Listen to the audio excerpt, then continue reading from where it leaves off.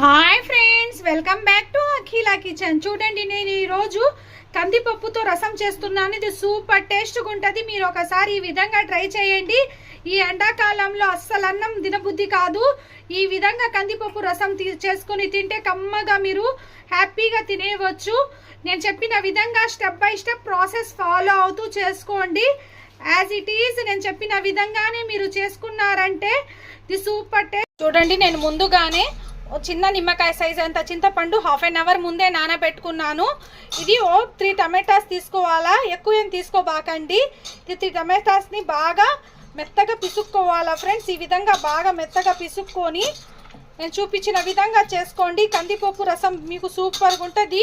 ఇది అచ్చం hotel style కందిపప్పు రసం ఫ్రెండ్స్. ఇది బాగా టేస్ట్ ఉంటుంది. మామూలు రసం కన్నా దీంతో ఒక 4 ముద్దలు ఎక్స్ట్రా తింటారు. చూడండి, ఈ విధంగా బాగా పిసుకున్న తర్వాత నేను మీకు చూపిస్తాను. చూడండి, ఈ విధంగా బాగా రసం వచ్చేలాగా పిసుక్కున్నాను. ఇందులోనే నేను ఇప్పుడు 1 లీటర్ వరకు వాటర్ యాడ్ చేసుకుంటున్నాను. కొంచెం కల్లుప్పు కూడా యాడ్ చేసుకొని మొత్తం ఒకసారి ఈ విధంగా కలుపుకుందాం. ఇప్పుడు నేను 1 గ్లాస్ కందిపప్పు తీసుకున్నాను. ఈ కందిపప్పుని దోరగా ఫ్రై చేసుకోవాలా. ముందుగా నేను స్టవ్ వెలిగించి కడాయి పెట్టాను. ఈ కడాయిలో కందిపప్పు దోరగా ఫ్రై చేసుకోవాలి.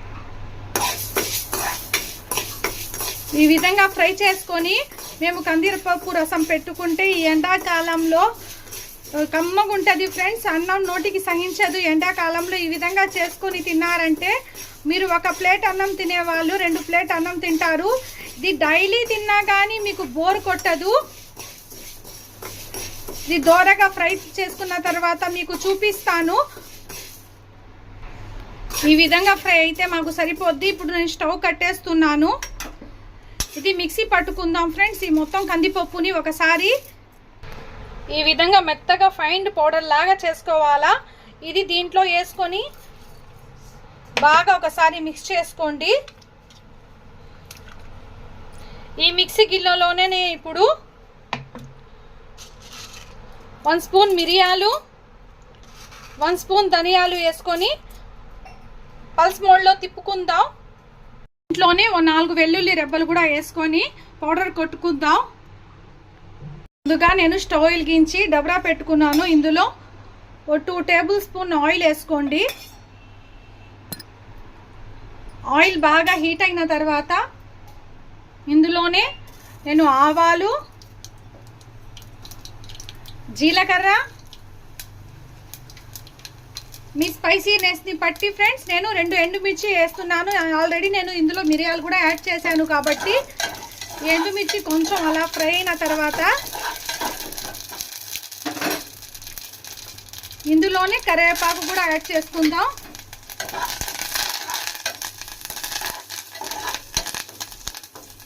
ఈ కరివేపాకు యాడ్ చేసుకొని ఇందాక నేను పౌడర్ కొట్టుకొని పెట్టుకున్న మిరియాలు, ధనియాలు, వెల్లుల్లి ఇది కూడా యాడ్ చేసుకొని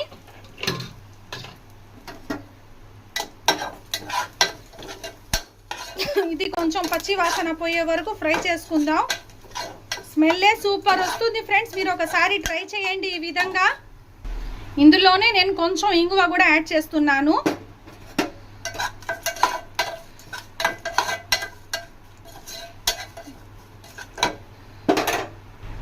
ఇందాక బాగా మ్యాష్ చేసి పెట్టుకోనులా చింతపండు, టమాటా మరియు కందిపప్పు వేసిన రసం ఇది ఇంట్లో యాడ్ చేసుకుందాం. ఇది యాడ్ చేసుకున్న వెంటనే ఈ ఎండుమిర్చి మొత్తం ఈ విధంగా ఈ కారం దిగేదాకా ఈ విధంగా మెత్తగా మ్యాష్ చేసుకోవాలా. మిక్సీ కొట్టే కన్నా ఈ విధంగా మ్యాష్ చేసుకుంటేనే మాకు టేస్ట్ బాగుంటుంది. కరివేపాకు కూడా దీంట్లోనే నలిగిపోద్ది.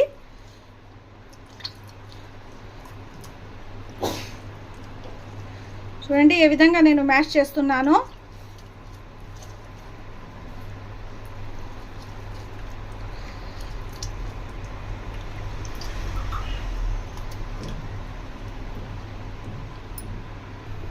ఇందులోనే నేను 1/2 టీ స్పూన్ పసుపు కూడా యాడ్ చేస్తున్నాను.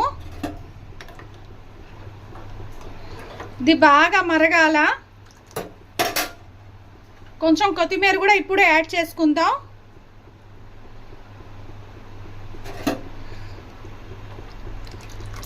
ఇది 5 మినిట్స్ అలా మరిగితే మాకు సరిపోద్ది. మీరు ఉప్పు కారం పులుపు ఇప్పుడే టేస్ట్ చేసుకోండి.